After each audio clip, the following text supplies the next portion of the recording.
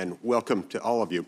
Today we're holding a hearing on how exactly the Bureau of Land Management plans land use under the Federal Land Management Policy Act, also known as FLPMA.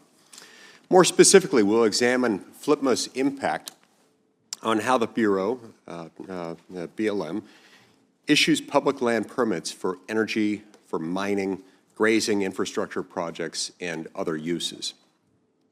We'll be hearing from 5 witnesses today to consider how BLM's permitting process has become rigid, slow, and often detached from the intent Congress expressed in passing FLPMA of multiple use and sustained yield, as those concepts are articulated in FLPMA itself.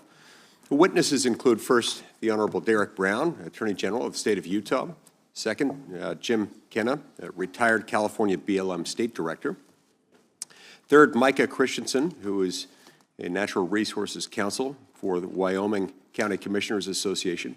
Fourth, Adam Kramer, CEO of the Outdoor Alliance. And finally, Greg Sheehan, former Utah BLM State Director and current President and Chief Executive Officer of the Mule Deer Foundation.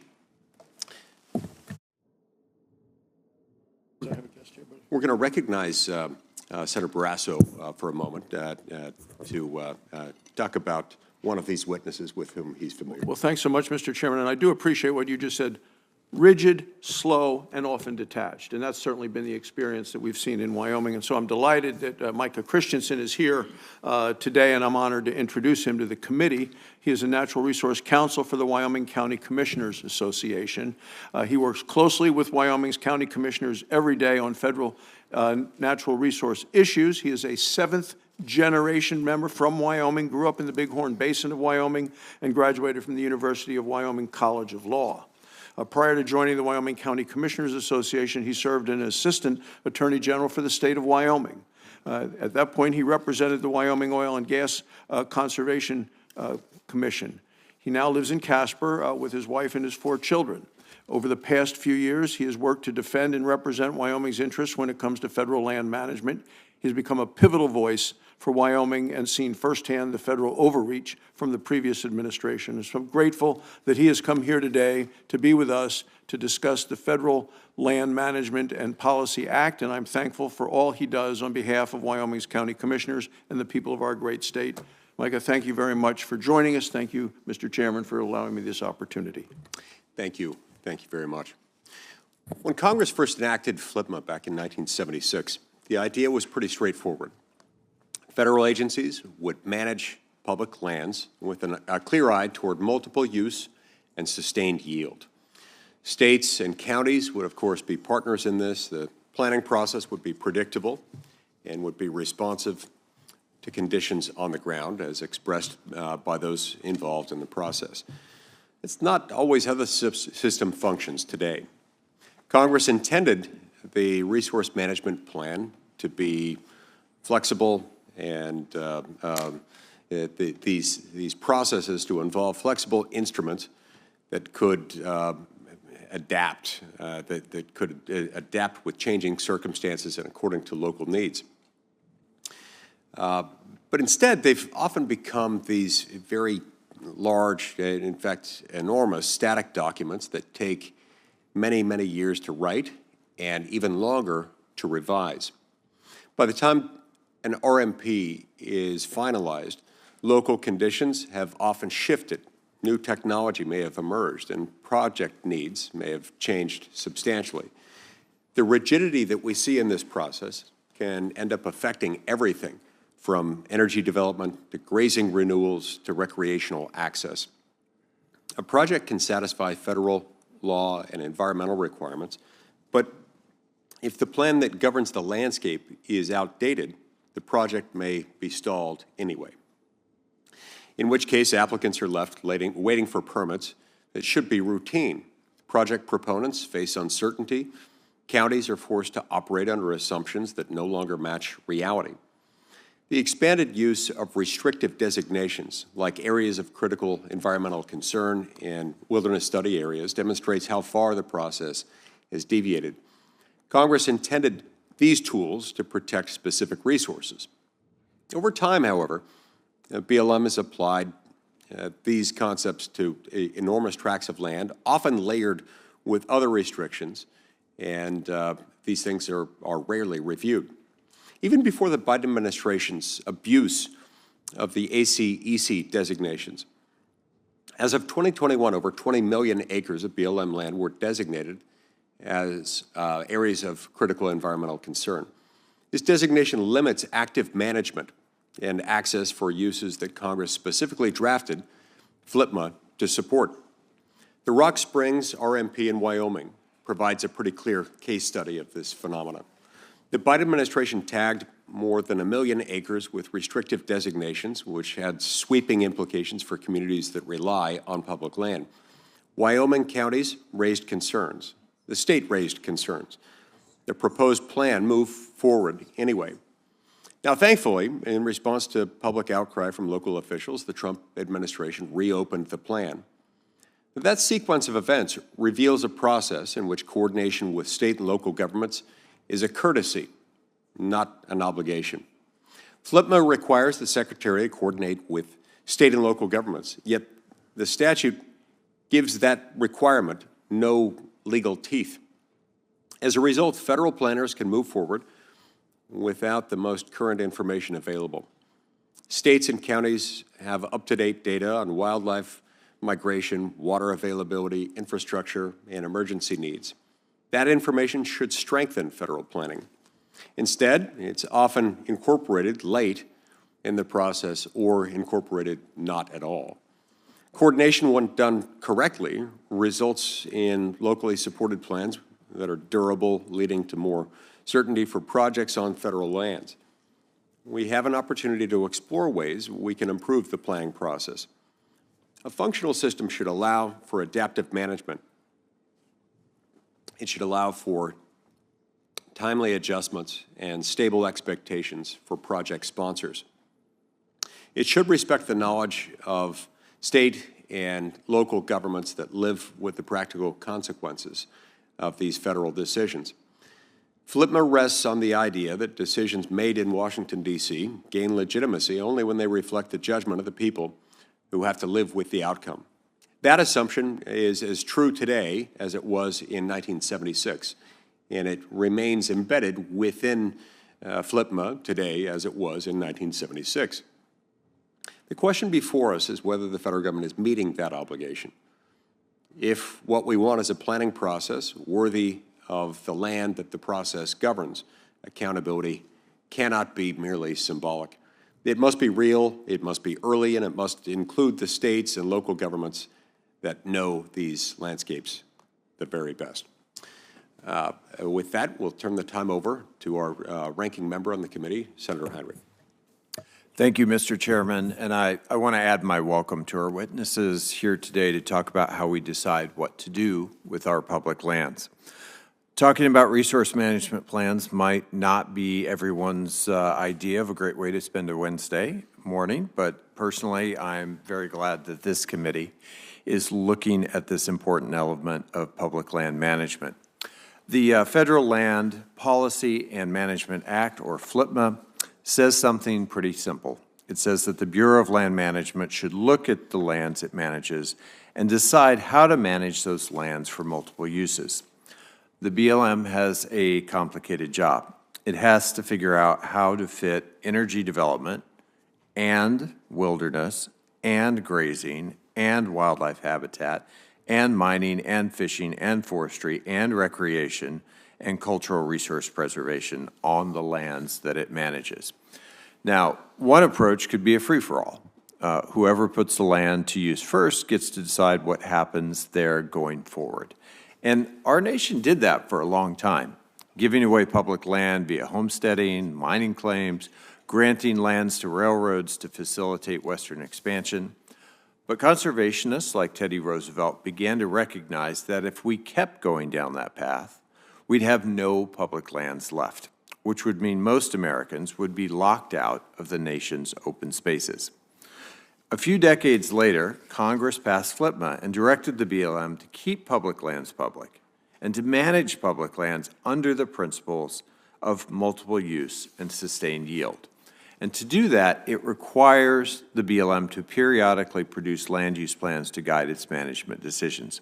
Now, recognizing that multiple use doesn't, and frankly can't, mean every use on every acre, these land use plans ensure that all uses have some of those acres. Land use planning is a robustly public process, integrating information and priorities from local residents, from businesses, from tribes and local governments, and public land users from across the nation. Finding ways to accommodate the broad range of everything from wilderness to mining is not easy, but the planning process makes sure that all uses are considered and everyone's voices are heard. Now, unfortunately, these plans are updated far too frequently. That is something that I think we all agree on, and are intended to be in place for about 20 years. The BLM has not been able to keep up with revisions to keep these plans aligned with today's priorities and technologies. Some plans in place now were written well before utility-scale solar was common, and few are ready to facilitate the increase in geothermal energy production that's on the horizon. Many current plans don't accommodate the explosion in outdoor recreation that our public lands now host. Recreation on public lands is now an economic powerhouse, generating $128 billion in economic activity every year and driving $6 billion in federal tax revenue. On BLM land alone, recreation supports 76,000 jobs and contributes to more than $12 billion in economic output. Those numbers are very different than they were 30 or 40 years ago, when many BLM land use plans were actually written. And in fact, we weren't even keeping track of recreation statistics when many of these plans were written. So I look forward to hearing from our witnesses about how we can make the planning process more efficient, more responsive to changes in how we use our public lands, while making sure that our public lands continue to serve the public for generations to come. Thank you, Chairman. Thanks, Senator Heinrich. We'll now begin hearing from each of our witnesses, and we'll start with Attorney General Brown and then move over from there. Each of you will have 5 minutes. As we do so, I want to briefly introduce Attorney General Brown. Derek and I have known each other most of our lives, now going back 30-plus years, ever since college. We've worked together on 4 or 5 separate occasions, working the same location. He's been a member of my team in the past. We practiced at the same law firm, and he and his wife, Emily, are good friends of ours. So I welcome our state's esteemed Attorney General, the Honorable Derek Brown. Mr. Brown, you may proceed. Thank you. I appreciate that. Good morning, Mr. Chairman, Ranking Member, members of the committee. As the Chairman said, I'm the Utah Attorney General Derek Brown, and I appreciate the opportunity today to speak with you about an issue that is critical not just to my home state of Utah, but to the entire American West, and that's effective public land management. Now, in Utah, the federal government controls the overwhelming majority of our state, roughly 68% of our land mass. So because the federal government controls virtually 2 out of every 3 acres in our state, it's critical for our environmental, economic, and social well-being to have a functioning system of what we call cooperative federalism, where we work together. And the nature is what are really the 3 C's of public land management: coordination, cooperation, and consistency in mandating the multiple use and sustained yield that is part of FLPMA. So FLPMA itself mandates meaningful public involvement of state and local government officials in land use decisions. And so for that reason, in 2015, our state did what I think was a first of its kind. The legislature asked all 29 counties to create a comprehensive county resource management plan, and that plan was then used to create a state resource management plan to manage our state's precious natural resources. But that plan is largely useless if the regulatory space doesn't have predictability or consistency. And so while cooperation and collaboration are critical to the process, the language of FLPMA, as has already been mentioned, stops short of giving states any real meaningful say in the process itself. And so often, the level of cooperation depends on the political context.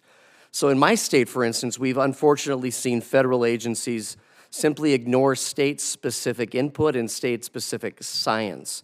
One example of this was in 2015, when the administration at that time just ignored the state-specific information and ended up adopting sage-grouse plans that were inapplicable to Utah's unique environment. Another example involves not just wildlife, but infrastructure, what we refer to as the Northern Corridor. This is a highway project in Washington County, Utah. It is designed to alleviate traffic concerns and has been planned for over a decade now, and state, county, and local stakeholders have largely been shut out of the process entirely, and state-specific science involving the Mojave Desert tortoise was mostly ignored. So another example is where state and county officials in Utah were largely denied any meaningful role in the development of the final RMP for the Bears Ears National Monument. So other stakeholders, not necessarily the state and local officials, had the benefit of countless coordination meetings where they were provided meaningful opportunities to be involved in the planning process. And one of the most well-known that you may be familiar with is the Trans-West Express transmission line. This was a renewable energy product that was a priority for multiple administrations, and it's taken over 18 years to go simply from the application to the construction phase. So this creates a lack of predictability, which really hurts everyone. So I guess the question is, what can be done? I believe there are bipartisan solutions that can be had to change FLPMA. As Utah's Attorney General, one of the things I do is I look to work with other attorneys general in other states, both red and blue states, to identify long-term solutions to critical problems. And generally, I start by finding issues on which we can agree. One of the issues where I see there's a lot of agreement in this area is the fact that there is a regulatory whiplash every time an administration changes, throwing an RMP back into question. And that not only doesn't achieve FLPMA's goal of multiple use and sustained yield, but it's bad for the land, all of the land, regardless of where it's located. So ultimately, as a state, we want to be a partner, and that is what was contemplated by FLPMA. And we want to create an environment where there is more collaboration, more cooperation, more consistency, more predictability. And I believe that result will create less friction with those individuals who are closest to the land, and it will empower states to make better long-term decisions, preserving the land for future generations. Thank you, and I look forward to any questions. Thank you. And Mr. Kenna. Chairman Lee, Ranking Member Heimer, members of the committee, I really appreciate an opportunity to talk a little bit about what I think is a very important subject. I'm a retired BLM state director with 40 years of public service plus. My background includes experience in planning and permitting, in project proposals and policy, and it crosses all of the levels of the Bureau of Land Management from the field office to the Washington office. Land use planning is one of the most fundamental processes to management because it really does three things that I think are really important and critical. One is it integrates land use decision-making across a broad landscape. And two, it does that by including public participation. And three, it applies the best available information about the planning area itself. By congressional design, federal land use planning is a systematic interdisciplinary approach. That means that it is required to integrate all of the conservation values with all of the detailed expectations around coordination with all of the various uses that apply in that planning area. And the land management is the basis basically for all of BLM's work, and it affects all of the multiple uses, and I appreciate the ranking member's comment on that. It is just as much about oil and gas as it is about hunting and fishing. those are inside the definition of multiple use. If there is one thing that Congress could do to really have an impact on land use planning, it would be to pay more attention to funding and staffing for that function. Because that is where the on-the-ground work happens. There is no substitute for the on-the-ground work. It is the meat and potatoes of the process, and every planning area is different, with different issues and different alternatives to be considered. A solid resource management plan incorporates and addresses those differences. It doesn't start from some sort of perceived starting point. There is also no substitute for involving the people with the knowledge of the area. That is the local folks, and you need to get there early and often. I appreciate that there have been planning processes where things, and Chairman Lee, thank you for mentioning this, that sometimes you have a dual problem of outdated plans and then an attempt to come in and sort of fix the process late. Those don't work very well. It's really important when you initiate a process to pay close attention to not only the formal level, which is all the state and local and tribal officials, but also to all the relevant community interests from the very beginning. So how you launch becomes really important. The public participation that's out there right now is really very sophisticated and well-informed. They won't take anything but addressing the things that they raise forthrightly and honestly, and that is, frankly, the best approach. Public dialogue is your best anchor point for the balancing discussion that FLPMA requires. The most valuable lesson I learned in my 40 years is to invest in that on-the-ground work. The local knowledge, the expertise in the planning team, and the participation in the interfaces. If you look to some of the examples I cited in my written testimony, Arizona's Restoration Design Energy Plan and the California's Desert Renewable Energy and Conservation Plan, those are very complex settings.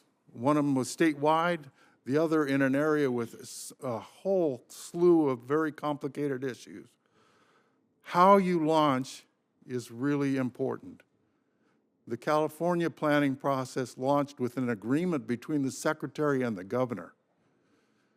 That was the beginning. And that framed how the dialogue went back and forth. If I were to talk about a well-managed process, what I would always look for is that very characteristic. How did you launch? How did you structure all the public participation? How did you make sure that the dialogue was about the best information?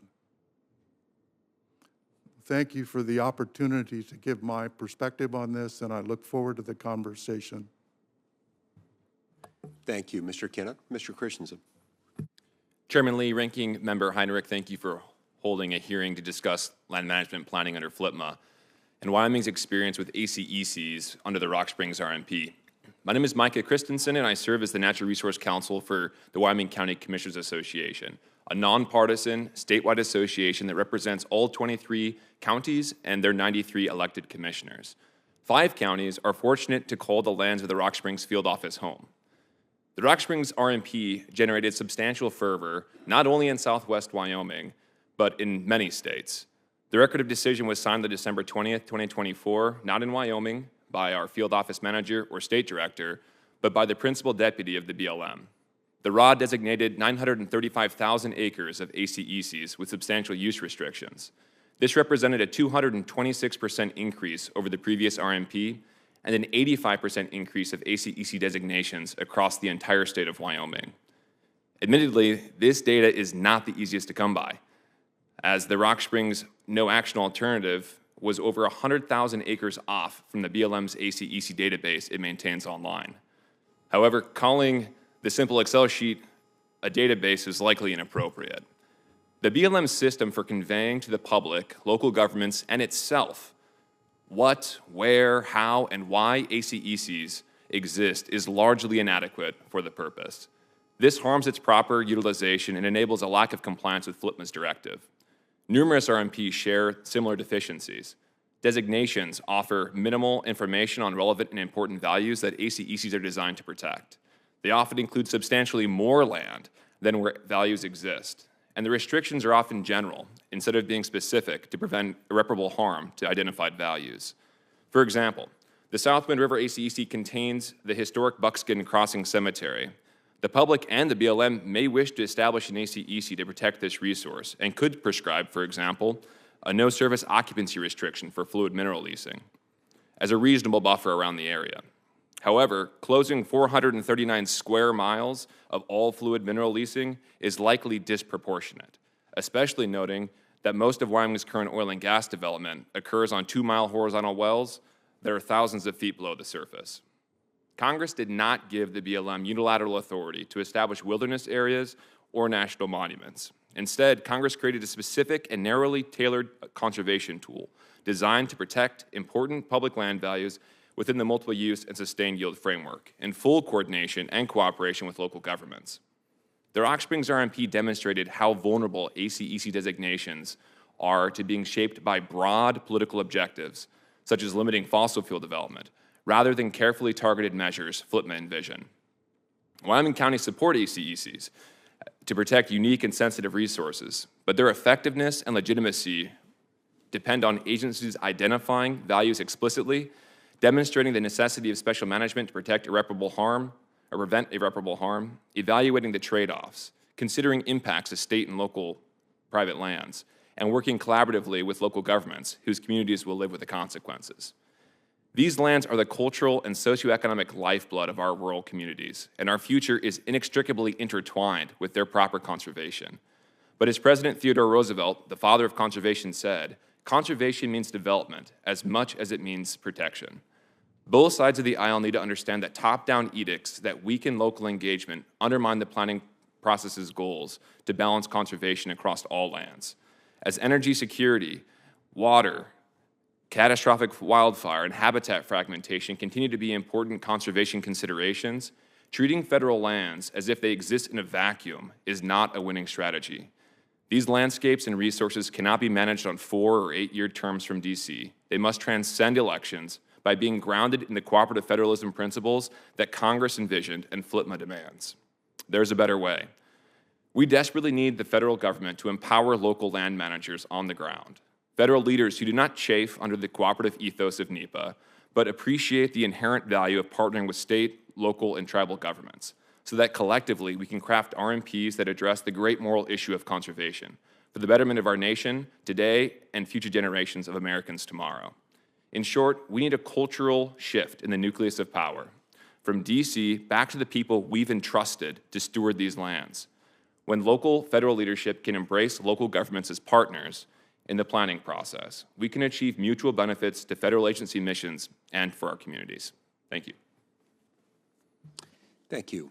Mr. Kramer. Good morning.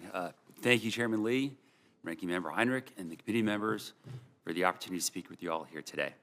My name is Adam Kramer, and I'm the CEO at Outdoor Alliance. Outdoor Alliance is a national coalition that unites the voices of the human-powered outdoor recreation community to conserve public lands and waters and ensure sustainable management and recreation access for current and future generations. We represent paddlers, climbers, mountain bikers, backcountry skiers, surfers, and anyone who likes to get outside and enjoy our country's public lands and waters. Our 9 member organizations include the Access Fund, American Canoe Association, American Whitewater, International Mountain Bicycling Association, Winter Wildlands Alliance, the Mountaineers, American Alpine Club, Colorado Mountain Club, and the Surf Ride Foundation. Now, outdoor recreation is, these days, the most common way Americans come to know their public lands and waters and cultivate a stewardship ethic. It's also a principal or major use under FLPMA. So the Bureau of Land Management is responsible for the care of some of our country's most spectacular outdoor recreation experiences, like mountain biking on Gooseberry Mesa outside of Hurricane, Utah, paddling at New Mexico's Upper Taos Box, or climbing at Red Rock Canyon outside of Las Vegas. And these things are really just a drop in the bucket. The 245 million acres of public land under BLM's management contain more than 10,000 miles of mountain bike trails, about 2,500 miles of whitewater paddling, and over 20,000 climbing routes and boulder problems. Cumulatively, these resources are the literal infrastructure of the outdoor recreation economy, which, as you all know, supports nearly $1.2 trillion in gross economic output, about 5 million American jobs, and about 2.3 of our country's GDP, according to the Bureau of Economic Analysis. Now, outdoor recreation, helps support vibrant, diversified local economies, particularly in public lands communities. And it helps attract workers and businesses across a range of industries because of the quality of life benefits it brings to local communities. Now, outdoor recreation may be, these days, the most economically significant and socially relevant use of our country's public lands, but it's not the only use. And BLM has a complicated job to implement its multi-use sustained yield mandate. This is a complex and consequential balancing act, and planning is how BLM takes a ton of information from the public to help strike a balance to create, quote, harmonious and coordinated management that FLPMA describes.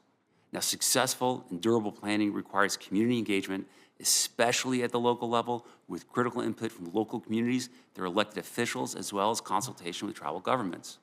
Now, BLM also needs reliable and current information. And to that end, I commend Congress, and this committee in particular, for the bipartisan work that led to the unanimous passage of the EXPLORE Act last year, which directs BLM and other land management agencies to inventory for recreation resources and values to support better agency decision-making. Now, planning is essential for protecting and enhancing public land and outdoor recreation opportunities. Plans lay out what lands are open or closed for energy, mining, grazing, and recreation, conditions and stipulations for development activities, special designations, and of course, lands that are eligible for disposal. Now, plans that are outdated and vague are recipes for conflict, and planning is a huge and important investment in the success of the permitted projects that ultimately need to tear off of these plans. Clear plans with the public support that comes from a sound and participatory process give communities and stakeholders the certainty that they need to make investments in recreation infrastructure and businesses as well as other public land uses. Importantly, and maybe most importantly, planning is part of the democratic management of our public lands and part of what makes public lands truly public. Sound planning responds to both local and national interests. It may not fully satisfy everyone, but at its best, it reduces conflict and leads to compromise, where stakeholders feel heard and their communities and needs meaningfully reflected in the final plan. In closing, I want to be clear that outdoor recreation community strongly supports BLM's public lands rule, which helps to develop better information on landscape health to support sound and sustainable management decisions. Thank you for the opportunity to be here. I'm truly grateful, and I look forward to all of your questions and conversations. Thank you, Mr. Kramer. Mr. Sheehan. Chairman Lee, Ranking Member Heinrich, and members of the committee, thank you for the opportunity to testify today. My name is Greg Sheehan. I serve as the President and CEO of the Mule Deer Foundation, a national organization whose mission is to ensure the conservation of mule deer, black-tailed deer, and their habitats. Further, our interests include sportsman access in order to ethically hunt these iconic species. Each year, we engage with more than 420,000 hunters, members, volunteers, and supporters. We speak for the millions of sportsmen and women who depend on healthy public lands, intact migration routes, and wild places. My testimony also reflects a lifetime in state, federal, and nonprofit conservation service. I spent 25 years as the Utah Department of Natural Resources, including 5 as the director of the Utah Division of Wildlife Resources. Later served as acting director of the U.S. Fish and Wildlife Service, and then as the Utah State Director for the Bureau of Land Management under both the Trump and Biden administrations, overseeing 22.8 million acres of federal land. That experience from energy and mineral development to wildlife, recreation, fires and fuels, grazing and national monuments gave me a practical understanding of how planning decisions shape day-to-day management and how essential strong partnerships with states, tribes, local governments, industry, permittees, and nonprofit partners really are. The Federal Land Policy and Management Act, or FLPMA, provides the framework for this stewardship. FLPMA's multiple use and sustained yield principles recognize that conservation, recreation, grazing, energy, mining, habitat, public access, and the preservation of wild and undeveloped landscapes are all legitimate uses of the land. As President Theodore Roosevelt said, conservation means development as much as it does protection. To be clear, multiple use does not mean every use everywhere, but it does require a planning system capable of balancing these needs while keeping landscapes healthy for future generations. Today, however, many of BLM's resource management plans, or RMPs, some written in the 1980s on typewriters, no longer reflect modern wildlife science, migration data, wildlife conditions, recreation growth, energy, and mineral needs, or other current demands on the land. Updating these plans is essential for both conservation and responsible use, but revising an RMP today takes 2 to 3 years, sometimes even up to 10, and costs $2 to $6 million. BLM has stated that 134 of its 169 plans are outdated. Because funding doesn't meet all the planning needs, only the most prioritized plans are updated, while many landscapes continue to be managed under frameworks that no longer match on-the-ground realities. Part of that challenge is that FLPMA provides very limited direction on how BLM is actually supposed to develop plans that meet the expectations of Congress and the public. Let me give you an example. When I was a kid, we liked to play Monopoly. We didn't have phones to play on back then. Imagine if the instructions simply said, buy property, build houses and hotels, make more money than the other players, and if those instructions aren't sufficient, then make up your own rules. You can imagine that result. Players invent their own rules, and every game ends in an argument. FLPMA can feel a little like that. It's 71 pages long, yet only about 2 pages of Section 202 explain how to do land use planning for 245 million acres of public land. When the statute provides so little direction, the BLM has to fill in the gaps with regulations and policy, and states, tribes, counties, industry, conservation groups, and all the public end up unhappy with some part of the outcome. If Congress has clear expectations, updating those few planning pages would be very helpful, especially for the BLM. Another factor is that cumulative use of administrative designations. BLM has more than 24 planning and management tools, from wilderness study areas and ACECs to lands with wilderness characteristics and visual resource management classes. Each can serve a purpose, but when layered together or left in place indefinitely, they can limit flexibility to manage habitat, address wildfire risk, support communities, and maintain access. At the same time, society increasingly depends on BLM lands for energy production, critical minerals, transmission lines, recreation, and solitude. Planning has to be thoughtful enough to allow for those needs while still protecting wildlife habitat and migration routes. I also want to share that my experience working side by side with BLM staff is that they are dedicated, hardworking, and committed to fulfilling all elements of FLPMA and other governing acts.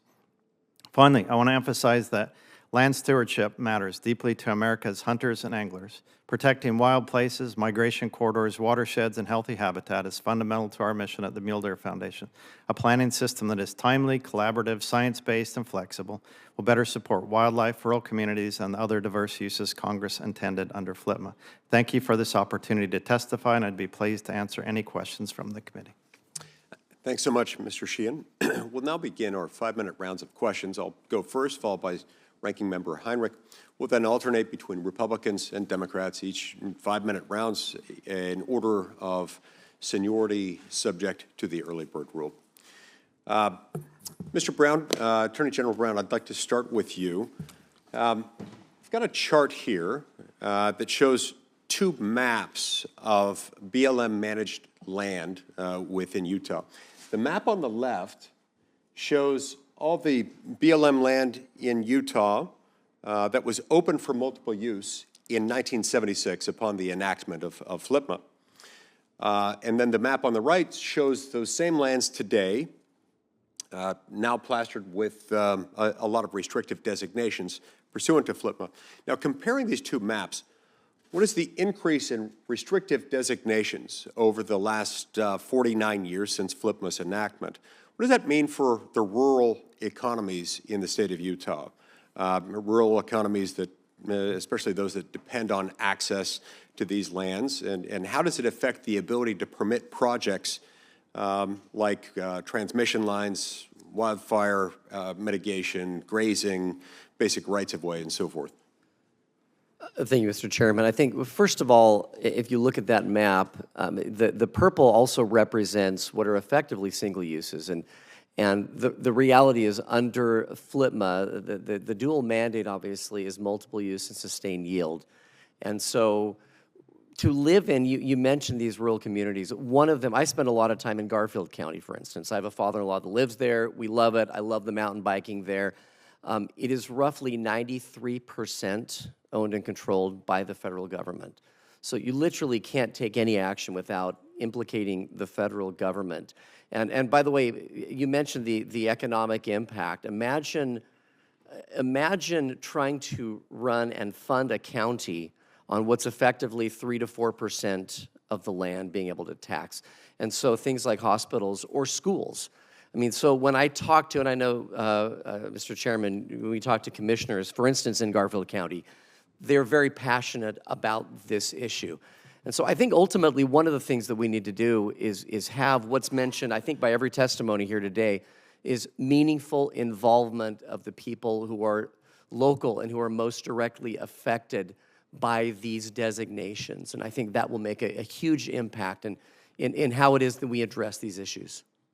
Right, and that makes things very difficult. You mentioned the 93% ownership. The fact that that's all owned by the federal government makes a lot of things more difficult, including building up their own tax base. Now, can we talk for a moment about the Trans-West transmission line? You spoke about that and the fact that it took more than 18 years to move from application to construction of the project. That's a long time.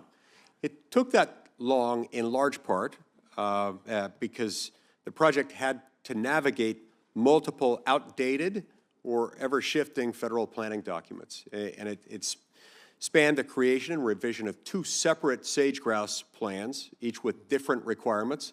So the ground was shifting throughout the duration of that because of these multiple governing documents. What does that experience tell us about how rigid and sometimes outdated RMPs affect transmission permitting, and what would need to change in the planning process in order to ensure that projects like that aren't stuck perpetually in limbo? Well, FLPMA was passed over 50 years ago, and I think those who voted for it at the time wouldn't recognize what it looks like at this point in time. And I think one of the things we need to do is rethink the rigidity of the process, because it's not good for anyone, and it's not good for permitting projects. I mean, you mentioned this, this express. I mean, this transmission line was a renewable project that was a priority for multiple administrations. So everyone wanted it to happen.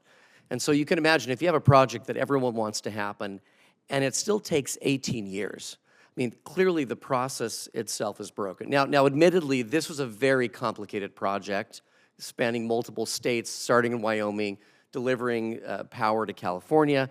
But that being said, we've got to be able to rethink the process if it takes that long. Indeed, and that's for, as you say, a relatively non-controversial project. Mr. Sheehan, you noted that BLM now uses more than 26 different administrative designations that can be layered, often one on top of the other, compounding the complexity of it. What happens on the ground when these designations are layered over the exact same landscape, and how does that affect BLM's ability to carry out habitat work, fuels treatments, or even maintain existing infrastructure on those lands? I'm sorry. Thank you, Chairman Lee. Certainly, when we have sort of this multitude of layers, some of those were identified on that map you showed a moment ago. It can restrict even our ability to help, in many cases, wildlife and those needs. Wildlife do need our help. We have changing and evolving landscapes. We have fire regimes. We have drought situations that occur. And it's really important that we can get in for the benefit of wildlife and do water structures and developments and projects, do habitat restoration to help reduce the impact of non-native invasive plants that come into our landscapes. We do need to get into these areas to address fire rehabilitation after they occur. And at times, some of these designations will preclude us from being able to get in and adequately help wildlife and their needs. Thank you. My time's expired. We'll turn to Senator Heinrich now. Actually, Chairman, I know both of my down dais members have a meeting to get to, so I'm going to defer to them. Great. Let's see. Who's got the more pressing? Roger that. We'll go to Senator Cortez Masto. Thank you. Thank you. Early bird rule. Thank you, Senator. Thank you, Mr. Chairman, to the ranking member, and thank you to the panelists for being here. This is a great conversation. I'm from Nevada, and similar to Utah, most of our land is owned by the federal government, over 84%. Just about 63% is managed by the BLM. So I appreciate all of the conversation about how we have to find that balance and manage this public land for use, not only those individuals who live in the state, but those who want to come and engage in tourism and transportation, and then be stewards of federal land as well. Let me ask you this, and let me start with Mr. Kenna. I appreciated your comment about Congress needs to pay more attention to funding and staffing at the BLM level, because I couldn't agree more. What we have right now, I'm very concerned that the current administration has taken actions that will only exacerbate the BLM's backlog in resource planning. We have identified today that there are, 164 outdated, or actually 134 out of the 164 RMPs are outdated. And if we don't have the staff and we don't have the resources to even look at how we need to update, I am very concerned. Can you talk a little bit about the importance of the staffing levels and what role they play? And let me just touch on this. Every single one of us have worked with our local BLMs. We know who they are. They've been our states. They've worked, they live there. They have worked with the local jurisdictions. They understand better than anybody in Washington. And I will call out folks in Washington. Under both administrations, they're playing politics. And we need people driven from the ground up, I couldn't agree more, General Brown, that are focused on how we manage the land to the benefit of the people that live there and recreate there. But I am concerned about the staffing levels under this administration. How much more is that going to set us back in trying to address the issues we're talking about today? Let me start by sort of taking the perspective of a field manager, the manager of an office at the ground level. And one of the things that it calls for in a plan or in a project is you've got to have access to an interdisciplinary staff. You need to have a wildlife biologist. You need to have an archaeologist. You need to have those specialists that have expertise that are unique. And that's a lot of the processes that are underneath that, like the SHPO process, State Historic Preservation process. They help manage that. They help bird dog all the details of what goes on. So I share your concern as I see some of these field offices are losing key bits of expertise. We've had times in my career in the BLM when, for example, there was a shortage of wildlife biologists. Mm-hmm. If you've got to do Section 7 consultation under the Endangered Species Act, you've got to have one. So if you don't have one in the office, you've got to find one. It's not really a discretionary thing. You've got to have that expertise. So I think if I were to try to put a fine point on it, imagine that happening in every single field office. Yeah. As you lose people, and if you have a vacancy in a key position, what are you left to do? You're out there trying to cast around with your neighbor offices to see if you can find the right expertise in order to assemble what needs to be done. Yeah. So I think that's essentially the crux of it, is you've got to have that interdisciplinary mix, and there are some very specific pieces of expertise that are essential. Yeah, I appreciate that. My time is running out, but let me touch on one other thing. Earlier this year, Congress took the unprecedented step in using the Congressional Review Act to reverse 3 separate resource management plans that were approved under the previous administration. That's the first time. And there's an argument, legal argument to be made, whether they are actually rulemaking or not. But the question I have is, I'm concerned if a land use plan is now considered to be a regulation that Congress can overturn, how does this bode for other existing or future land use plans? mean, again, isn't this, the concern we're all talking about is top down, right? Driven from Washington, dictating what happens, and we're still doing it.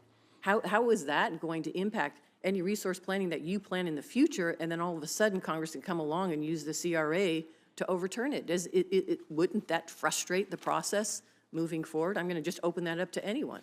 Senator, I don't see how it can't help but undermine it. I think it's going to create a mess. Yeah, I appreciate it. Thank you. I know my time's up. Thank you, Senator Cortez Masto. Senator Barrasso would otherwise be next. He is graciously deferred to Senator King, who's got a time commitment elsewhere. Senator King, go ahead. Thank you very much.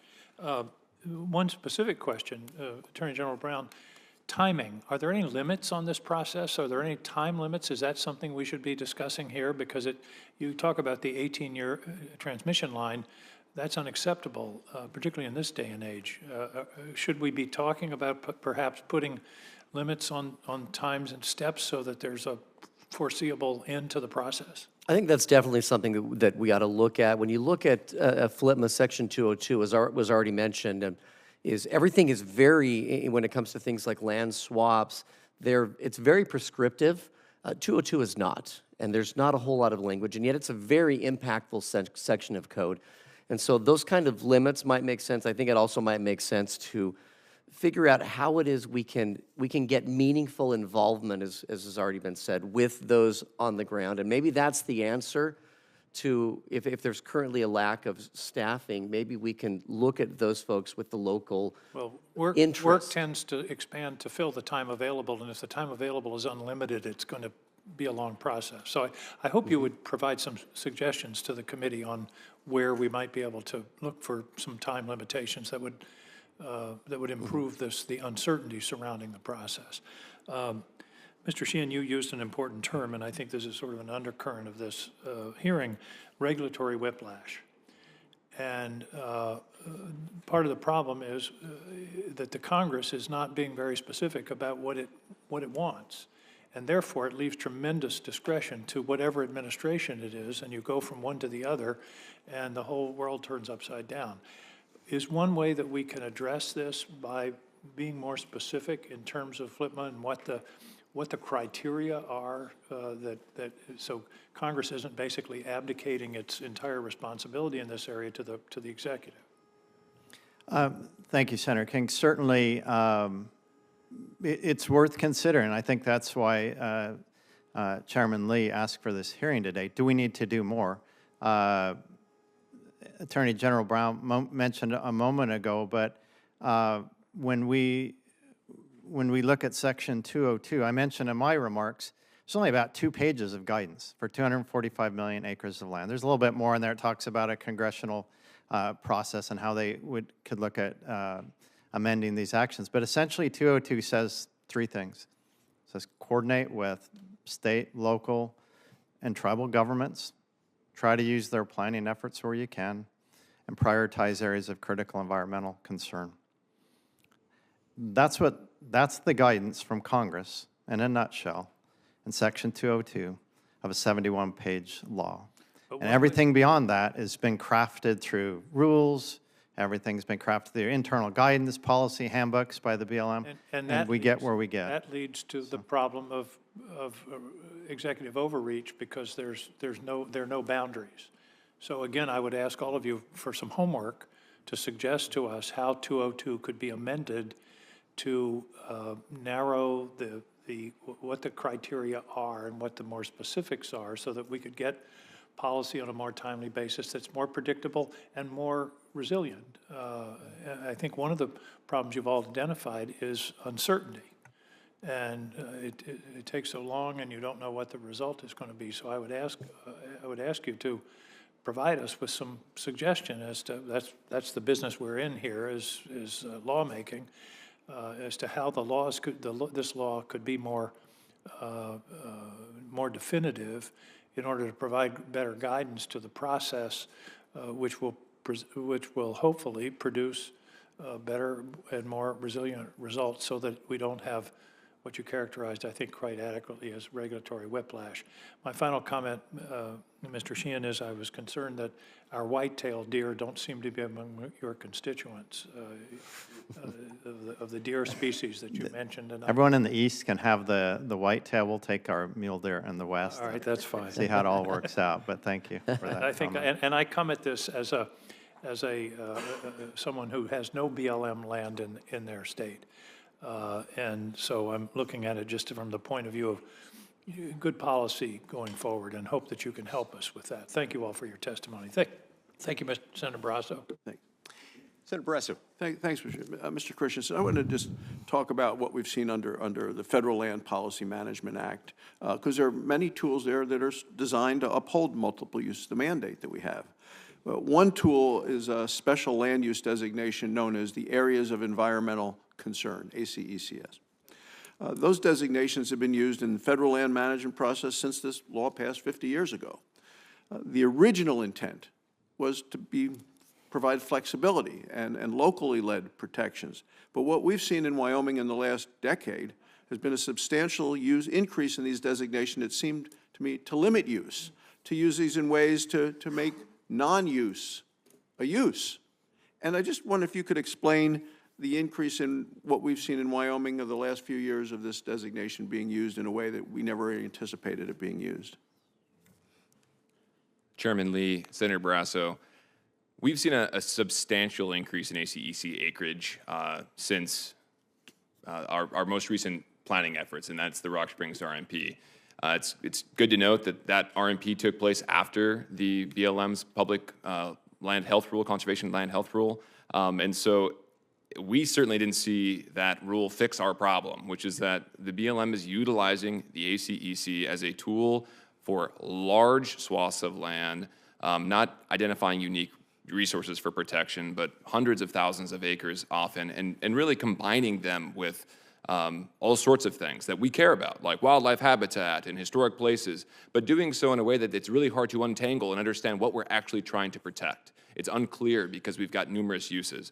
So we've seen a huge increase of ACECs in Wyoming. I think in my testimony I said 85% increase in a single RMP, and that RMP is only one of 7 field offices that we have, so a large increase.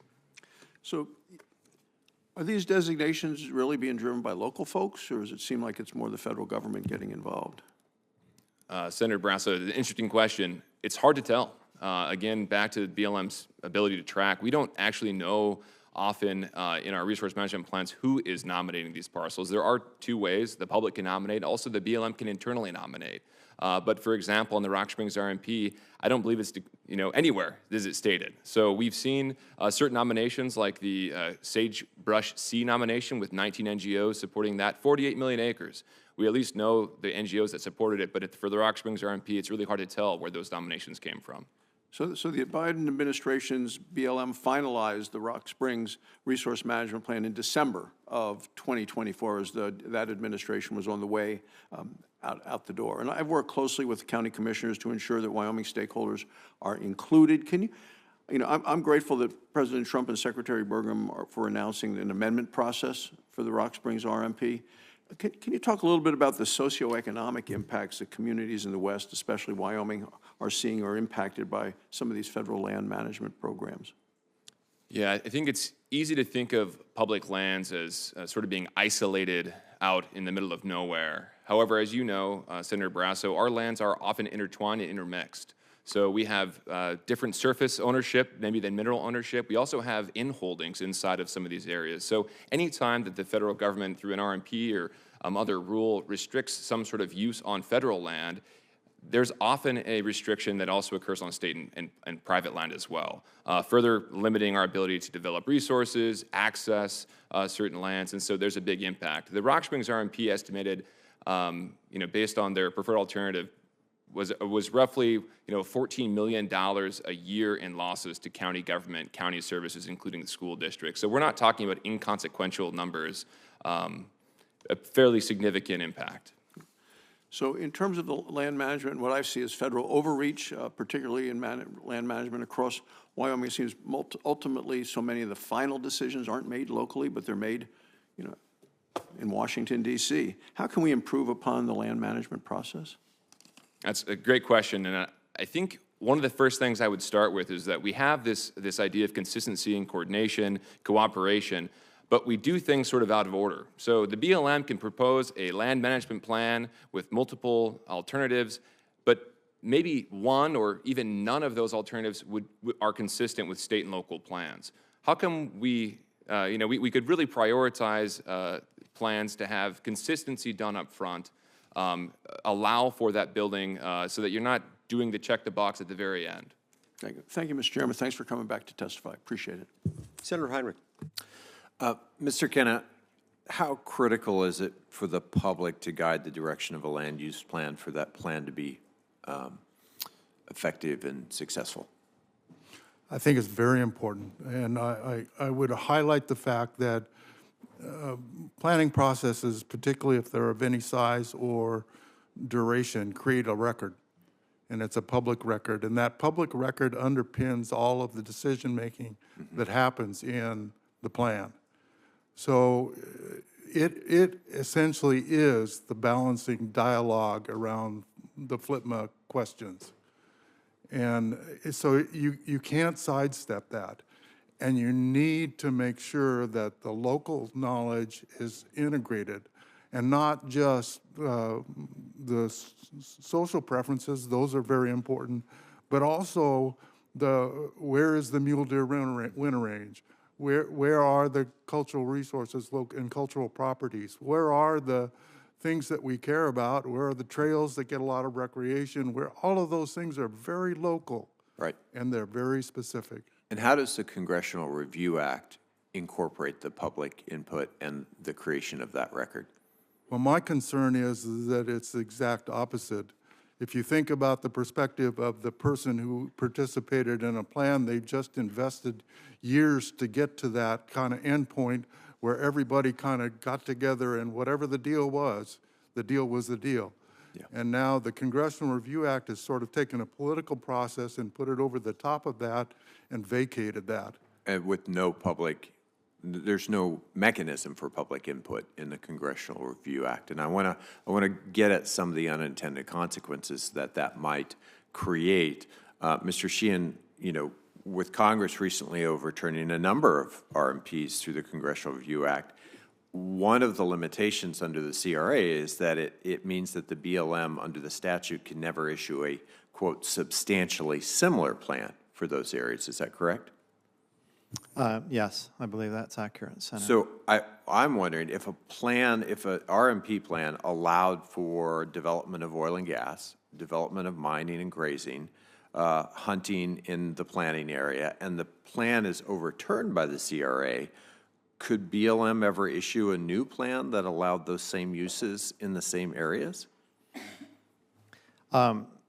Senator Heinrich, I believe that, and I'm not a lawyer here, and there's lots of lawyers in the room. There's one right to your left, of course. I'm not either, but let's take the verbiage. But if we work under that premise that a CRA pulls this plan back and that a new plan could not be substantially similar, then it would certainly lean into a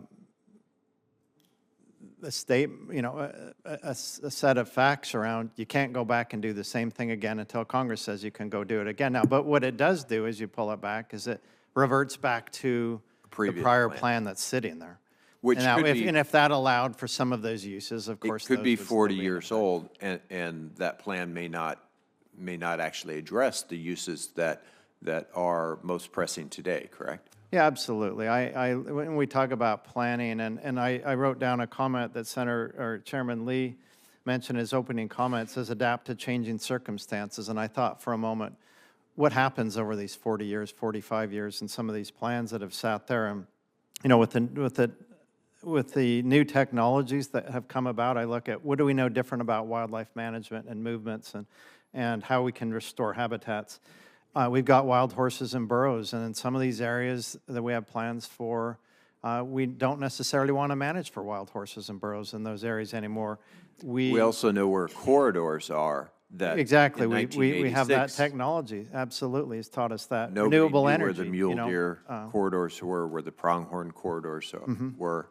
And so that doesn't get managed for if we're dealing with a 40-year-old plan. Exactly. So I guess my hope as a former land manager is if the CRAs are going to be a thing that gets used, let's try to avoid that to any extent possible. Why not just redo the plan A plan can and be avoid all redone. those unintended consequences? Yeah, absolutely. And I think if the plans can be done initially, and make sure we do that coordination, cooperation, do all of the efforts we need to, so that we get a better, higher level of buy-in. I would hope Congress does not need to step in on these because, to your earlier point, I don't know what kind of certainty there is for future planning in these areas, and I hope that that's not confounded. I think one of the things that I'm concerned about is the opening for litigation, because this statute is so vague about what a substantially similar plan would look like, is that you could literally see every permit, whether that permit is for outdoor recreation that Mr. Kramer represents,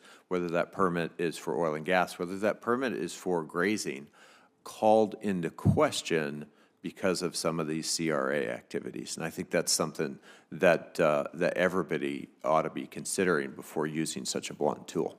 Thank you, Mr. Chairman. Thank you. Senator Daines. Mr.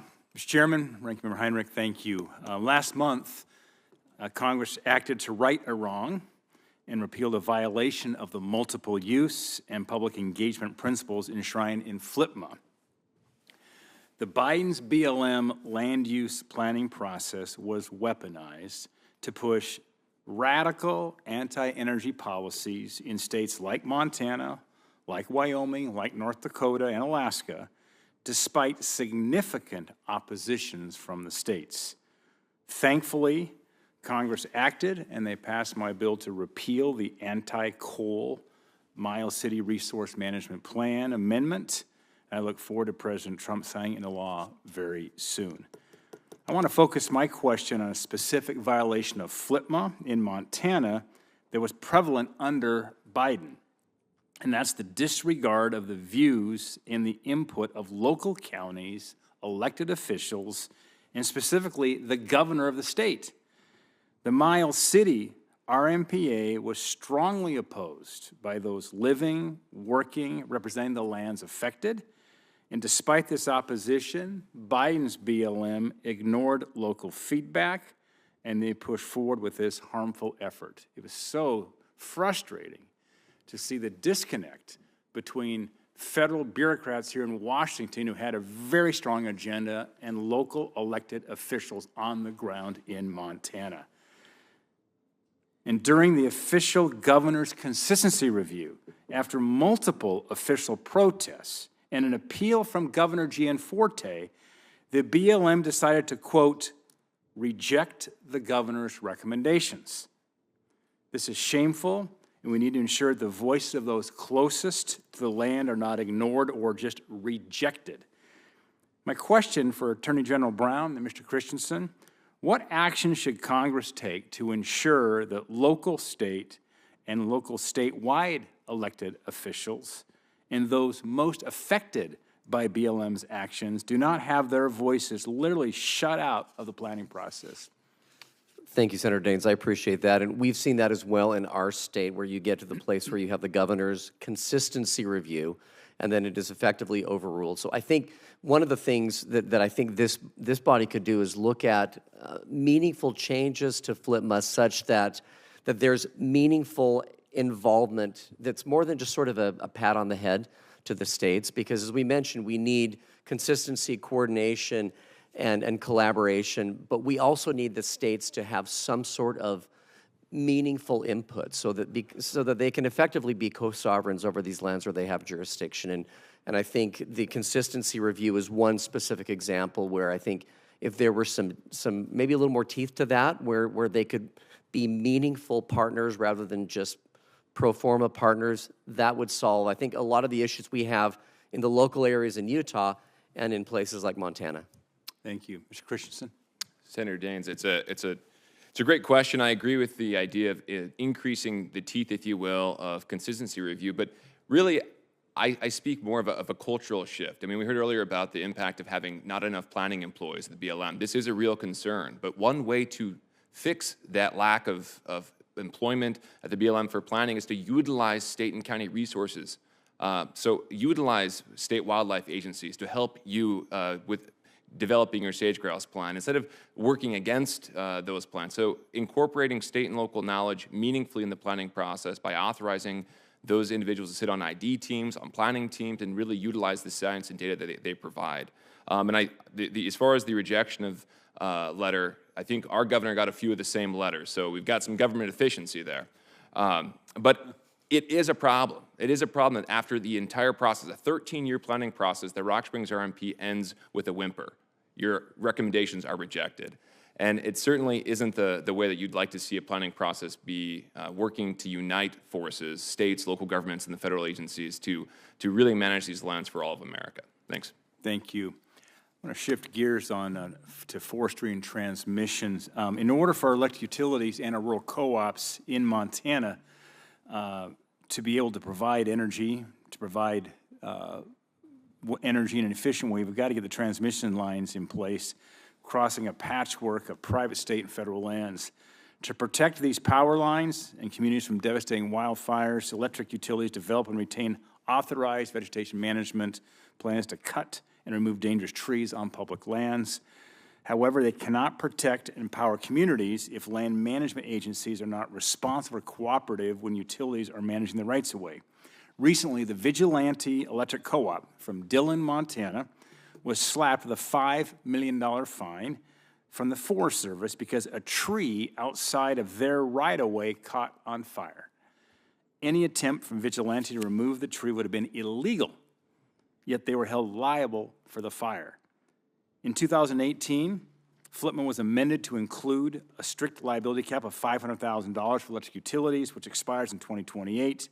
The $5 million Vigilante fire was far beyond the $500,000 limit, and one that's near impossible for a small rural electric co-op to pay. It literally can put them out of business. It's common sense and no entity should be fined without proven negligence or noncompliance. The status quo is not providing enough certainty. Just last quick question, Mr. Brown. Utah and Montana state legislatures have both recently passed legislation to address these liability problems and the unique burden placed on electricity providers. What still needs to be changed at the federal level to replicate the success we're seeing in our states? Well, and I think that this is something this body should look at in terms of caps and liabilities. And frankly, I think a lot of what you're talking about in terms of, you mentioned sort of the catch-22. They really need to do something, but they're disempowered from doing it in the first place. And I think having more meaningful involvement with the folks on the ground who recognize the problems involved with the rights-of-way is something that should be addressed. And I think changing that, as Mr. Christensen said, that cultural shift as well, I think could be helpful, but I think this body ought to look at things such as those caps and then how that can be addressed. Thank you. Senator Padilla. Thank you, Mr. Chairman. Morning to all of you. I want to begin by noting Mr. Ketna's long and distinguished career in public service, which includes more than 40 years in his role as BLM director for the state of California. So I want to thank you for your service, for your dedication to protecting our cherished public lands, not just in California, but especially in California. And there's a number of great examples from your time there of successful resource management plan development. We successfully brought thousands of stakeholders together to establish the Desert Renewable Energy Conservation Plan. I know you're more than intimately familiar with this, the DRECP, which focuses on 10.8 million acres of public lands across 7 counties in California. The DRECP is a landscape-level plan that streamlines renewable energy development while conserving unique and valuable desert ecosystems. The DRECP is a success story on incorporating robust public and tribal participation into land use planning, and it's a great example of working collaboratively to ensure that all stakeholders benefit from BLM's multiple use mandate. So I share all that, not just to thank you, to point out a success story, but to ask you, Mr. McKenna, can you discuss how the energy permitting landscape looked in the California desert before successful implementation of the DRECP and how the plan actually helped provide that certainty, the transparency, and the efficiency for the energy industry after it was adopted. Thank you, Senator, for your comments. I think this is a really important thing to be clear. One of the characterizations we've heard so far is that the land use planning is sort of a combative or adversarial relationship between the state and the federal government. That was certainly not my experience in California. It started with a Republican governor and a Secretary of Interior and a Democratic administration setting up an agreement that was the umbrella to the entire process. In terms of what the things were like when we started, nobody really anticipated the flood of applications that happened with renewable energy. We had 15 to 20 coming in the door at the time. There were 6 to 10 that were active, and they're all in different stages and frankly with very different applicants. We had everything from Florida Power and Light, a very sophisticated operator that operates globally, to startups that had ideas about where they wanted to put a wind farm. So that is a variable that is really important and has a lot of impact and control on timeline, is the applicant itself. But there are also the things we've talked about before, like capacity to do the work. And then you have to go to the issues and let that steer the process, because the content of what's going on in the case of the DRECP that you mentioned, you're in a national conservation area that was congressionally designated in 1976. So as a starting point, you've got to have a robust, reliable conservation design, and the governor and the secretary agreed on that. But then you also have a very complex system that you're overlaying and working with. You have interstate transmission of power, how California fits to the grid, how things move across, and then how that all fits together with transmission and generation. So it's a complex process, and there are a lot of people who have unique information that you need to get from point A to point B at the end of the process. So hopefully that's responsive to your question, Senator. Yeah, no, I appreciate how you began your response by saying this process isn't meant to be, a barrier, an obstacle necessarily. To the contrary, I've used in this committee in other hearings what's known as the carpenter's rule, right? Measure twice, you cut once. If you do the appropriate engagement, including, by the way, I want to put an emphasis on tribal consultation, genuine tribal consultation, not just box checking. You get the information. You need to be thoughtful on the front end, whether you're in the development of a plan or in the context of, national monuments, for example, just the designation of the exact perimeters. You can, better protect ecosystems that are worth protecting and why, and establishing clear energy development opportunities, renewable or otherwise, because you're informed on the front end. And I think it does save you time on the back end, whether it's through litigation, whether it's through revisiting plans or boundaries, et cetera. But it takes that thoughtfulness, open-mindedness, and due diligence on the front end. That's the point that we're trying to make. So thank you for your response. Thank you all for your testimony. Absolutely, Senator. Senator Gallego.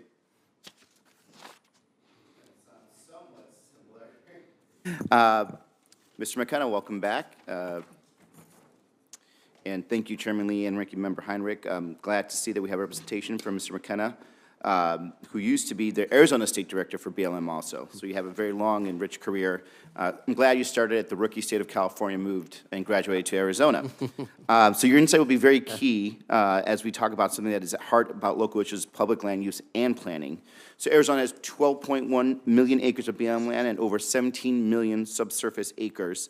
These lands are home to some of Arizona's most important resources, including sacred tribal sites, 45 miles of the Arizona Scenic Trail, and over 55,000 mining claims. And we'll get to some of the questions about Arizona specifically. But first, I want to point out an underlying challenge that impacts every potential use of public lands, which is staffing. We talked about that earlier.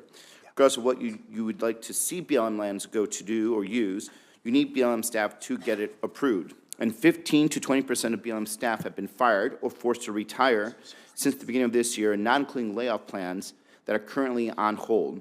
So that just doesn't make sense, and I just urge the administration to reverse course.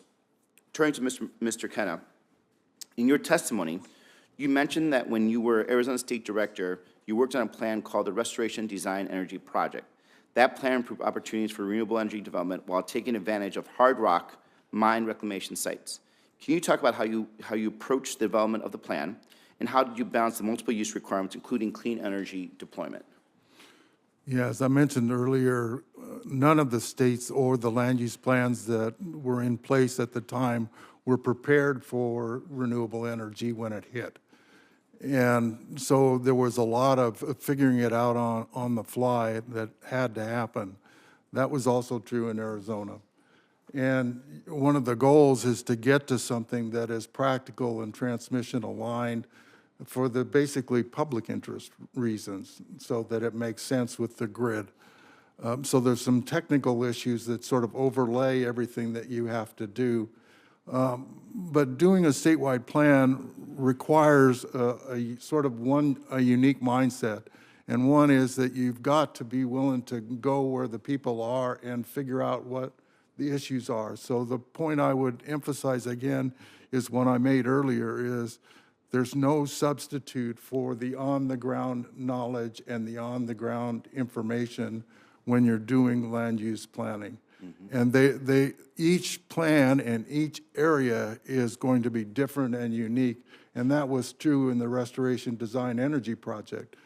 The reason I mentioned the mining situation is there's a fair amount of hard rock mining in Arizona, as you know. Yeah. And when a mine is decommissioned, mines generally are big consumers of power. And so the decommissioning historically had been, reclaim the site and take out the power line. Well, if you've got an already disturbed site that's been flattened and has power access into the grid, why not take advantage of that? So that was the concept behind it. And you kind of talked about this, which is also very important for Arizona, because we have 22 federally recognized tribes, that there is no substitute for engaging with tribes and the public and local leaders. Can you elaborate on your experience with tribal consultation and why a transparent local engagement process is important and how it improves the project stability?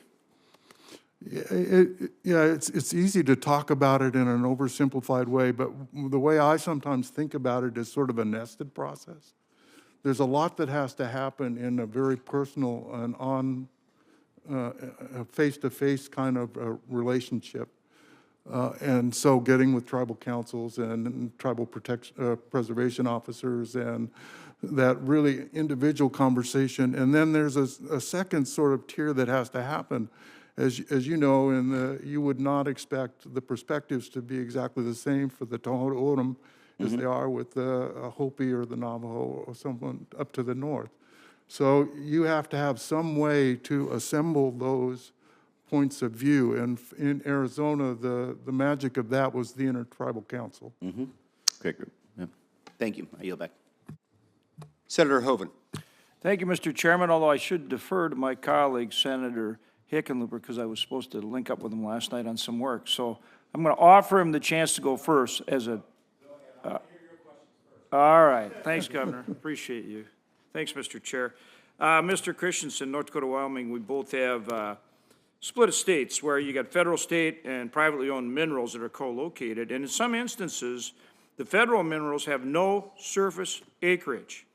And so I have legislation in that I call the BLM Mineral Spacing Act, where the federal government BLM has no federal acreage, so you avoid duplicate permitting when you're trying to drill for oil and gas. Does that make some sense to you and protect private property rights while helping our country develop more energy?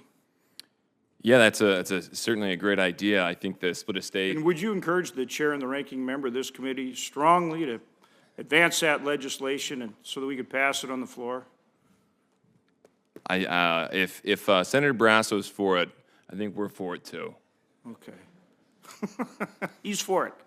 Great. He's probably on it. Thanks.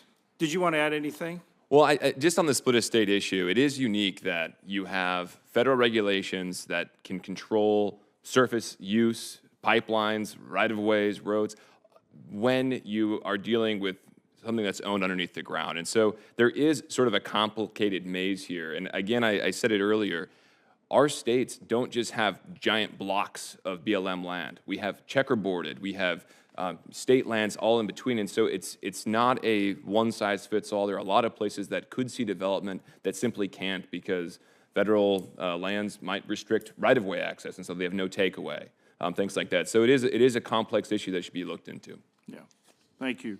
And then for Mr. Brown, Mr. Christensen, and Mr. Sheehan, the BLM resource management plan put forward by the Biden administration for our state would have closed off 45% of our oil and gas to development and 99% of the federal coal acreage.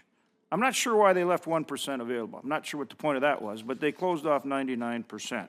Do each of you agree that an expanded federal regulatory approach like that is absolutely a problem if we're going to follow the law, which is multiple use on federal lands, meaning producing energy, farming and ranching, tourism, and something that Senator Heinrich and I enjoy very much, which is hunting. So fire away, guys, starting with Mr. Brown. I would agree, and I think if you look at the map that the Chairman Lee put up, it shows the transition from multiple-use lands to single designation lands in my state, which are millions and millions of acres since FLPMA was passed. And so I think it's all the more important that there is some sort of collaboration between the federal government and the state so you don't see those kinds of overreaches. Yeah, it's hardly multiple use when you close off. I guess the 1% was to maintain the... There's the multiple use right? piece, right? I mean, come on. Okay, who's next? Senator Mr. Christensen. Senator Hoeven. And by the way, don't take any more of our football coaches, all right? Okay. We miss them already. I know, he's good. So I think one thing that's interesting when we talk about areas being closed or just because an area is open for coal leasing does not necessarily mean it's going to be leased. It does not mean that we're going to have big mines there. It means that we have the opportunity to look into it or to invest in that if we need it. So closing lands inherently, or reopening lands does not inherently change the landscape. There's still a permitting process. There's still infrastructure that needs to be built. So it's closing lands seems so simple and so easy. Opening them should be the same way. But there's really a lot more to it than just opening and closing. There's an industry component. Right on. Mr. Sheehan. Yeah, certainly I think what Mr. Christensen said is accurate. Having lands open for any of these extractive uses still requires mining plans, still requires reclamation planning, still requires evaluation of multiple use, multiple resource uses, as well as Endangered Species Act, as well as National Historic Preservation Act, all of that. So I think when you have these open, there's still a lot of work ahead. But I don't know the exact specific details in the North Dakota plan, but certainly I'm a proponent of multiple use sustained yield that is the tenet of. Well, I got to get one hunting question in. Okay, get that in. Yeah. I'm sure the ranking members worked you over on the hunting issues, but any thoughts you have on what Congress can do to streamline the BLM planning and process and improve coordination between the state and the federal government as far as the hunting issues? Any big recommendations? Well, we obviously recognize that states have that authority of wildlife management, but it's very important too. A lot of these species, Senator Heinrich mentioned, migratory corridors and things. We've learned a lot, even in the last 10 years, about wildlife, and wildlife are struggling. Mule deer populations are down roughly 60% since the 1960s, and they continue to decline across the West. So we care about that, and I think, as we undergo planning and we work together with states and listen and coordinate with state fish and game agencies and do our planning work, that we take those factors into consideration, try to keep those species around. Yeah, it's actually the hunters that do a lot for livestock. Absolutely. And try to Hunters help protect fund against wildlife disease and conservation. all those kind of things, yeah. Yeah, there's lots of challenges out there, but appreciate your support and all of the hunters here on the committee and in the room who support mule deer. And yours. Thank you. Thank you, Mr. Senator Hoeven, Senator King took issue with Mr. Sheehan because he doesn't represent whitetails. But as you know, the best states have both whitetails and mule deer, and the best state has whitetails, mule deer, and Coues deer, which is a very special It white. might be the only state. I'd have to look. Yeah, I was for going to sure. Which say. state could that be? No. Can't guess which, but right on. I think there might be 2 states Ma- with 3, with all 3. Are there whitetails in Arizona? Maybe Texas and maybe Arizona. Probably Texas for sure. Senator Hickenlooper. Thank you, Mr. Chair, and thank all of you for your work. Obviously, Coloradans cherished their public lands. When there were threats to sell public lands, there was an outrage, a giant pushback on that. And we've seen a lot of energy around how do we increase protections for public land, as well as seeking opportunities to enhance conservation through things like the public lands rule, which we're still working on. And Mr. Kramer, I'll start with you. How does the health of our public lands, how does that really impact recreation? Thanks for the question, Senator Hickenlooper. They're connected. I mean, you can't really have outdoor recreation without a setting. It doesn't mean anything. I mean, you need a place to paddle or to ride your bike or to go ski. So the setting, the place, is like foundational for these pursuits to take place.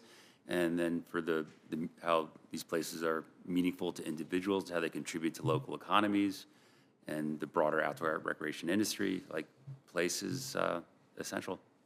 Yeah, well, and we've seen that the value of outdoor recreation across the West is crazy. I mean, it's $17 billion just in Colorado. And across the West, just on BLM lands, we see somewhere $6-7 billion. These are enormous sums these are annualized numbers. Mr. Sheehan, I wanted to ask you also just your take on FLPMA and how it helps provide a framework for conservation on our public lands. Are there some common sense ways we can make that work better? Yeah, I think, as we look at all the values, thank you, Senator Hickenlooper, for that question. Wildlife don't have much of a voice for themselves, so we have to look out for them. But I think what's critical is that let's identify the areas that are most important and make sure we protect those. But we may not need to protect at a high level every inch of publicly managed lands to help protect the wildlife that rely on those landscapes. So I think it just, through any of these planning processes or any of the work that happens within the planning processes once they're implemented, we need to use the best current knowledge, best information, and make sure that we give this wildlife an opportunity to persist in the efforts that we undertake. So, Yeah, thank you. Give them at least a fair shot. I spent I did 7 hunts when I was governor up in Lander, Wyoming, for the one-shot antelope hunt, which is always for those of us that aren't terribly good shots, it was always a struggle because you only get one shot. But we did. My last year, Governor Matt Mee was sadly disappointed when our team won the whole shebang. Let me go back. Mr. Kenna, Congress amended FLPMA in 2018 to require BLM to issue regulations for transmission rights of way. The final rule directs BLM to enhance the reliability of the grid and reduce the threat of wildfire damage to transmission lines, which all across the West has become a huge issue. The cost of insurance right now, the rising cost of utilities, where having to rebuild that infrastructure after these fires is enormous. As wildfire risk is such a major priority, and we've got a bill, Fix Our Forest Act, which I think will help reduce fire risks in transmission corridors and in high-risk areas more broadly. How can we use the planning process to both not just prevent the wildfires, but enhance grid reliability? Interesting question, Senator. Thank you for that. One of the things that I found in my career with planning is that there are 2 things to sort of pay attention to in any given planning area, and what you've got when you talk about the grid in the West is a whole bunch of regional issues that are overlaid. It's different in the Bonneville Power region, for example, than it is in California, than it is in Arizona, and so forth. So the complexity is very, very real. But the things that I concentrate on is what do you need to do in terms of the speed of trust? If you set the process up front, you've got to make sure that you don't try to go so fast that you don't keep everybody with you. And in each of those different regions, I think and this is probably not good wording, but what I have traditionally called the honesty habit. Different areas have different capacity to tackle things like the wildlife trends that we heard discussed earlier, where you see wildlife is declining. So what is our issue here? Or the fire with transmission issue, same thing. You have to be able to directly address the issue forthrightly and honestly with a whole range of constituencies. And when you're talking about a west-wide grid, that's a very complex undertaking. Right. I appreciate that. Thank you all. I yield back to the chair. Thank you very much, Senator Hickenlooper. All right, before we adjourn, I think Senator Heinrich and I have just a couple of follow-up questions. Mr. Sheehan, let's go back to you for a moment. A lot of the BLM plans that are still in effect in Utah today were written in the early 1980s. So we're talking, 40 to 45 years ago. How realistic is it for BLM to manage fire, habitat, recreation, energy projects, and so forth under plans that were written before modern data, modern modeling techniques, or current demands even existed? And also, can you help us understand why it is that some of these plans, 40 to 45 years old, haven't been updated in that time period? Sure. Thank you, Chairman Lee. First of all, it's vital, right? Changing circumstances, your words, right? What do we know different than we knew in 1983? A lot of the people in this room weren't born in 1983, and I was, unfortunately, but, or maybe fortunately, but we got to look at how's the world changed? What do we know now? What do we know about rare earth minerals we didn't know then, and maybe where they are? What do we know about some of these habitats that are shared by wildlife and wild horses and livestock communities? Do we need to revisit that? What do we know that's different now about uses that many have interest in, to put in renewable energy on public lands? How has recreation changed? You look at the vehicle, in 1983, you didn't have side-by-sides and maybe not even hardly four-wheelers, right? And now they are quite prevalent. So if we can't address the, updating these plans on some regular basis, it's going to be very, very difficult to move forward. And it just makes sense. I think we all try to, reevaluate our lives from time to time and, what's happened different than what we knew. As far as, what's it going to take to get us there? Some of these plans, I look at our Cedar City, Utah, southern Utah plan, that started a dozen years ago. And it's really still not gone anywhere. When we initially, an early part of planning is scoping. We go out and say, what are the situations out here? What do we need to know? We do an analysis of management situations, and we say, how's the world changed? And maybe we just need to make sure that we continue to evaluate those top priorities. When I served in BLM, we had lists, and I'm sure they'd be happy to give you that. What are the top priority plans? Cedar City is one of the top lists, but as administrations change, priorities change, some of these plans continue, to be redone, and it leaves a lot of these things on the sidelines. But if we're going to manage public lands, I think it's vital, as you point out, that we got to get this planning work done, or we're not in a good place. No, it's a good point. As someone mentioned earlier today, typewriters were still in wide use. Some of these were probably on mechanical typewriters. Yeah. In many cases, the Commodore 64 was still an emerging technology. Great computer, and some good gaming opportunities when I was in grade school. All right, shifting gears for a moment. Under Section 603C of FLPMA, BLM, the Secretary of the Interior through BLM, was given the task of designating wilderness study areas. And under Section 603C, once the wilderness study area has been designated, only Congress can release the WSA, and the WSA unless or until such time as Congress releases it, has to manage it as if it were wilderness, designated as such by Congress. History has shown that these releases rarely occur, and so this allows many millions of acres to be managed as de facto wilderness without ever specifically having been designated as such by Congress. So how workable a system is that where one agency can unilaterally designate a WSA? It can't be unlocked except by an act of Congress. I was racking my brain over the last couple of days trying to find any parallel to this.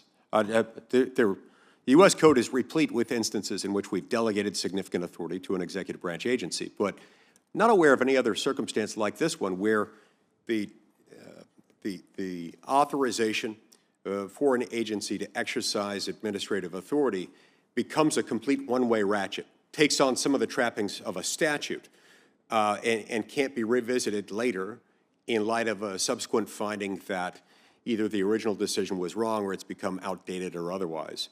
So just tell us about how workable that sort of thing is and how that may make things difficult for land managers.